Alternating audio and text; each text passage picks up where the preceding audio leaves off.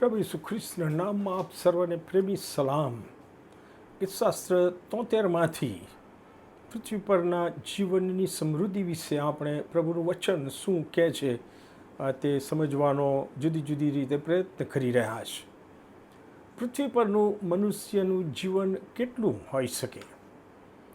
બાઇબલમાં જણાવ્યા પ્રમાણે ગીતશાસ્ત્ર 90 અને 10માં ગીતકર્તા લખે છે, અમારી વયના દિવસો 70 વર્ષ જેટલા છે, અથવા બળના કારણથી તેઓ 80 વર્ષ થાય. ઈશ્વરની યોજનામાં કદાચ 80 વર્ષથી વધુ પણ આપણું આયુષ્ય થવાની શક્યતા છે. પણ જો પ્રભુનું પુનરાગમન વિલંબમાં પડે તો પછી દૈહિક મરણનો અનુભવ દરેક જણે કરવો જ પડશે. યાદ રાખો, હું વારંવાર શીખવું છું કે પૃથ્વી પર મનુષ્ય જ્યારે 80 વર્ષ પૂરા કરે છે ત્યારે તે ફક્ત 29,220 દિવસ જ આ પૃથ્વી ઉપર દૈહિક જીવન જીવ્યો હોય છે.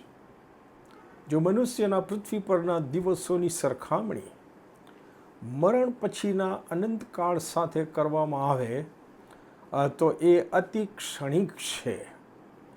તેથી જો મનુષ્ય પૃથ્વી પરના ક્ષણભંગુર દિવસોને જ ધ્યાનમાં રાખીને દૈહિક બાબતોને સંતોષવાના માટે જ જીવ્યા કરે અને અનંતકાળ સાથે સંકળાયેલ આત્મિક જીવન વિશે બેદરકાર રહે તો એ મનુષ્યએ કરેલી સૌથી મોટી વિનાશક મૂર્ખામી છે.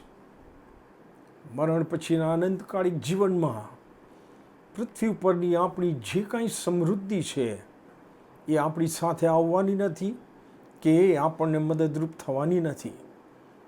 કેમ કે 1 તિમોથી 6 અધ્યાય અને 7મી કલમમાં સંત પાઉલ કહે છે, કેમ કે આપણે આ જગતમાં કંઈ લાવ્યા નથી અને તેમાંથી કંઈ પણ લઈ જઈ શકતા નથી, ગમે એટલી ઈચ્છા રાખીએ તો પણ. જો પૃથ્વી પરના જીવનમાં હું ઈસુ ખ્રિસ્ત, જે ઈશ્વરનો જીવંત શબ્દ છે, તેમને મારા તારનાર અને પ્રભુ તરીકે માન્ય રાખીને તથા ઈશ્વરના લખાયેલા જીવંત માર્ગદર્શન પ્રમાણે, પવિત્ર શાસ્ત્ર બાઇબલ પ્રમાણે હું મારું રોજનું દૈહિક જીવન જીવું છું, તો મરણ પછીના અનંતકાળિક જીવનમાં પ્રભુ તેમની કૃપામાં મને આવકારશે, એમ પ્રભુનું વચન કહે છે. અને તેથી જ દુષ્ટ માણસો સમૃદ્ધ થાય ત્યારે તેમની અદેખાઈ કરવાની, તેઓને જોઈને ખીજવાવાની અને તેમના જેવા બનવાની ઈચ્છા રાખવાની પ્રભુના વચનમાં સતત મના કરવામાં આવી છે.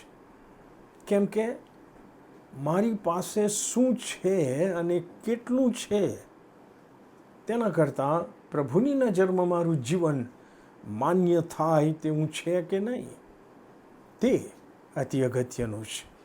આમેન.